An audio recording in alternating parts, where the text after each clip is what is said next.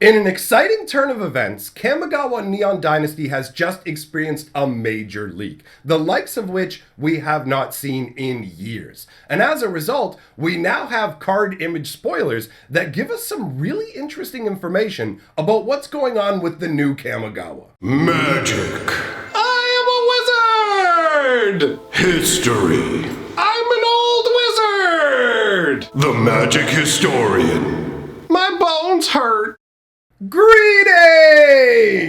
Owners of fine luxury cardboard rectangles, my friends, I hope the day finds you well because we have gathered to talk about some delicious new Kamigawa information. As I said, there has been a major leak. We're talking about product getting out into the wild. We're not talking about, oh, check it out, somebody put some information up on the internet before they were supposed to in terms of listing product. We're talking about somebody got their hands on physical product and has already opened it. And in a lot of cases, when this has happened in the past, it's actually been a crime where somebody who's part of the production line for Magic ends up stealing some of this product and can't help themselves but post it online. There is, on the other hand, the fact that Wizards of the Coast does make a lot of errors, and sometimes stuff does make it out into the wild. So let's put the big asterisk of disclaimer up in the air right now saying there is a small chance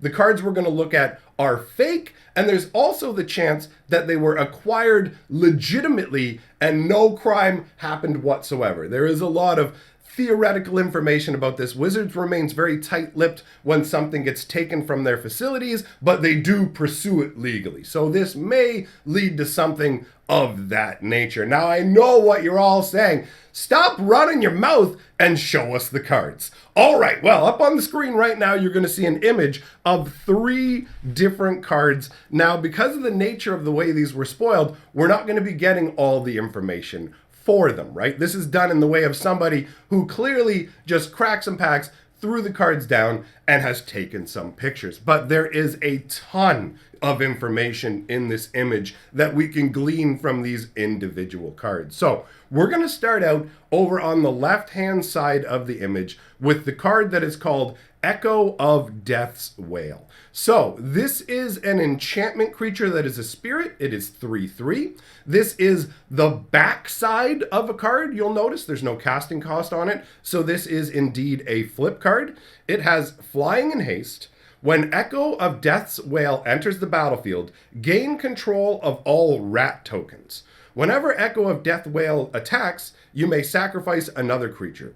If you do, draw a card. So first of all, this makes me incredibly curious as to what's on the front side of this card. Does it generate rat tokens for your opponent? Is the front side of the card actually something to do with Hirobi? Because this card is themed around Hirobi Death's Wail, which is a spirit from the original Kamigawa with a pretty crazy backstory, actually. Basically, there was this massive, a massacre at Rito, and as a result of all of that slaughter, Hirobi was basically born from that battle and is just drawn to places where people are losing their life. That's why he's called Death's Wail, right? It's a really cool concept for a spirit creature. So here we have the Echo of Hirobi. And I mean, one of the things that lends credibility to this leak is the fact that this artwork on this card very, very clearly depicts Hirobi. You also have some like koi and stuff going around in the artwork, and you can't see it all because the image is a little bit blurry. Part of it is covered, but that is very clearly Hirobi shown here. So there's a lot going on with this card. First of all, enchantment creatures weren't on Kamigawa before. So that's a new introduction. Secondly, where do these enchantment creatures come from? What is the other side of the card? Is it an artifact? Are they doing something along the lines of Final Fantasy where like the spirits are actually located inside of artifacts powering them and you can gain access to it? Like, I have a ton of questions about this card, and it's actually not the only flip card that we have to take a look at. But this is the first one that when I started to really dive into it, my brain went, this feels legit to me. I am very much leaning, I am like 98% sure these are legitimate Magic cards with that little bit of margin for maybe, maybe not. Now, another item of interest we can pick up by looking at Hirobi here is actually the frame. This is Kamigawa Neon Dynasty, and it looks like this might be a special showcase style frame because you can see there is what looks like neon piping around the outer edges of the card. If you look above and below the name of the card and all along the borders and everything, it really does have that like neon light kind of vibe to it. So I'm guessing this is one of the showcase variations we're going to see. Now, the card located in the middle is Takenuma Abandoned Mine. This is a legendary land that taps to add 1 black mana. It also has the ability Channel, 3 colorless, 3 generic, and a black. So for 4 mana, discard Takenuma Abandoned Mire, mill 3 cards, then return a creature card or planeswalker from your graveyard to your hand. This ability costs 1 less to activate for each legendary creature you control. So, Takenuma is a location on Kamigawa. It is where the Nezumi, otherwise known as the rat people, and like the demons, the Onis, that is where you would find them. But now, Takenuma has been abandoned. So where have these Nezumi, where have these Oni gone? Are they now living in some kind of like city? What sort of situation do we have where everybody has abandoned Takenuma? And I have to say as well, this is a beautiful looking card. You know what I mean? The artwork on it is great. It really doesn't give you like the dark swamp vibe. Yes, it is watery and whatever, but this could easily be island artwork. With all those blossoms on there, it's got a very serene and tranquil vibe, which I kind of like. It feels like it contrasts to how things were in the past, right? So that's interesting. The card itself, admittedly, I'm not sure about the power level. Now, Channel is an ability that we've seen in Kamigawa before, and I will admit that the original Kamigawa set was somewhat underpowered, right? It really didn't go over that well. And I remember playing during that time and going, wow, Kamigawa's kind of weak. And I don't remember like there being a bunch of exciting Channel cards. So my brain still thinks of Channel as a weak ability. When I look at this land and go, it's a legendary land. It taps for a black mana without coming into play tapped, right? So when you think about it that way, it doesn't count as a swamp, but you can use it right away and you can pitch it to get like creatures or like planeswalkers back from your graveyard. Plus the fact that it's a legendary land means the Channel ability, you don't have to worry, oh, I've got a second copy, can't put it out because of legendary rule. You can just discard it to the channeling. So I'm not sure if this Raise Dead ability combined with the fact that this land doesn't come into play tapped and produces colored mana, I don't know if that's enough to make this into like a fully, like a worthwhile rare. I don't know. Because I mean, to me, this has to be a rare. They're not going to make this an uncommon or a common. I guess you never know.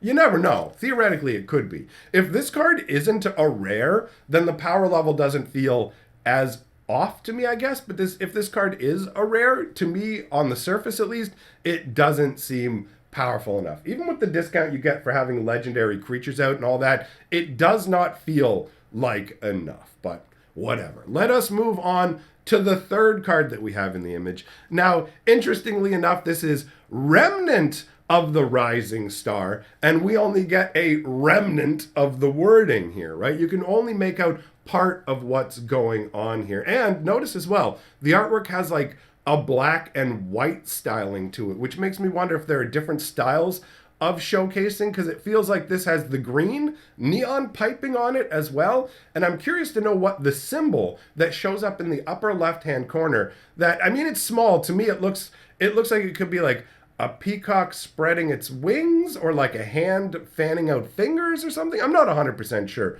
But on the Remnant of the Rising Star, you can only make out a few words. You can see that it's an enchantment creature, you can see that it has flying, and you can see words whenever, battlefield, X, and then parts of words. So I've kind of cobbled together an ability that I think fits with this card. If you're not familiar with it, when it says Remnant of the Rising Star, they're referencing Jugen, the Rising Star, who was a legendary spirit dragon who used to preside over the forests of Jukai as the protector of that forest, right? So Jugen's ability was basically when the spirit goes, it puts +1/+1 counters on your creatures. So the way I'm reading this, and obviously take this with a grain of salt because I'm just making it up out of the little bit of words they give us, but it looks to me like it might say, whenever another creature enters the battlefield under your control, you may pay X mana. When you do, put X +1/+1 counters on it. That is my guess, right? I don't know how hard it's going to be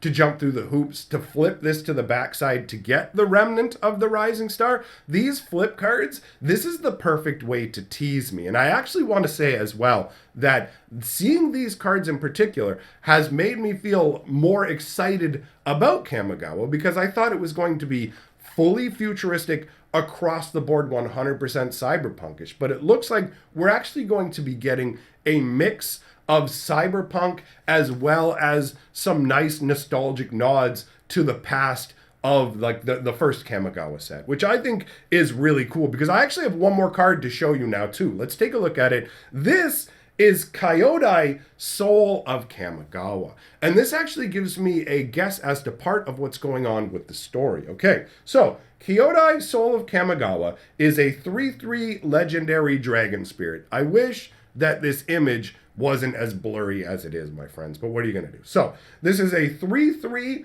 flying legendary dragon spirit that has the ability of flash as well. When Kyodai, Soul of Kamigawa enters the battlefield, another target permanent gains indestructible for as long as you control Kyodai. And then it also has the ability, spend a white, a blue, a black, a red, and a green. Kyodai gets +5/+5 until end of turn. This sort of tacking the 5 cast ability, the 5 colored abilities onto white creatures, it makes me think of King Kenrith from Throne of Eldraine, and it feels like Wizards isn't really sure how to make exciting legendary creatures for Commander when it comes to white in a lot of ways. So they're just kind of going, white is the every color? I don't know. That's just my vibe. I don't know if that's just the surface kind of thing I'm getting, but immediately, my first thoughts were, I guess this is just going to be a regular occurrence now. First we had Kenrith, now we have Kyodai. Their names even start with a K. Come on, man, be a little more creative. Now the thing about Kyodai here is Kyodai actually featured, and same with the other spirits that we talked about, in the first Kamigawa story, where essentially this Kyodai was known in the previous Kamigawa as that which was taken. There was Kaigachi, I think is the name. I'm sure I am butchering some of the pronunciation. But anyways, you've got this spirit in the original Kamigawa set from years ago. The spirit world was like essentially at war with the world of man, all right? And the spirit world was full of spirits of everything has a spirit. Your chair has a spirit, everything. But then there's one grand spirit that rules over everything. He's like the king of all spirits, the spirit god. So what happened was Konda, what was his name? Konda. The Lord Konda, or Kondo. Is it Konda? Kondo. He stole this spirit baby from the spirit world. He stole the spirit baby, which was a part of this spirit god, and it caused the entire spirit world to go to war with the world of man. But Konda did it so that he could remain immortal. Essentially, he stole part of a spirit god's essence so that he could maintain immortality. And he was actually undone by his daughter, who was just like, hey, what you're doing isn't right here, and basically like puts an end to it all. But my theory, her name is Michiko Konda. My theory is she's still alive 1,000 years later. Because Wizards has teased us saying someone familiar is the Emperor. And we have Kyodai here, and Kyodai says, as long as you have Kyodai, another permanent you control is indestructible. So, he would already be friends with Michiko because Michiko freed him, right? So as a result, it's really easy to go, hey, wait a minute. We've got a situation where Michiko could have basically been gifted immortality by Kyodai, and now she is the Emperor who rules over all of Kamigawa. So, that is my number one prediction from this information, is that we're going to see Michiko Konda as the Empress of future Kamigawa. I could be wrong. I mean, admittedly, we've only been given, 4 cards from the set? So I may be reaching a little too far there, but overall that is genuinely what I feel like is going on with the Kyodai card here and like the story. I do feel like the Kyodai card itself is like, I don't know, kind of underwhelming. In one way, yeah, you can flash him out to save a permanent from being destroyed. Like, boom, there you go. It's like, hey, this thing's indestructible. And that part is cool. So maybe, especially if you can recur him as a commander, maybe he's super exciting. But I don't know. It's just, you got to play him in a 5-color deck to maximize his abilities and whatever. And I look at him and go, okay, you know what? This is cool from a flavor standpoint. From a power standpoint, it feels all right, though. Who knows? Maybe I'll be proven wrong, and this card will tear up Standard. And people go, you don't know nothing about card analysis. Be like, why are you saying that to me? I couldn't even pronounce the name right. You're going to hassle me over this? Anyways, thanks for coming by, my friends. Big shout out to all my patrons, and I'm going to leave some links to some other videos on the screen for you to enjoy. See you next time.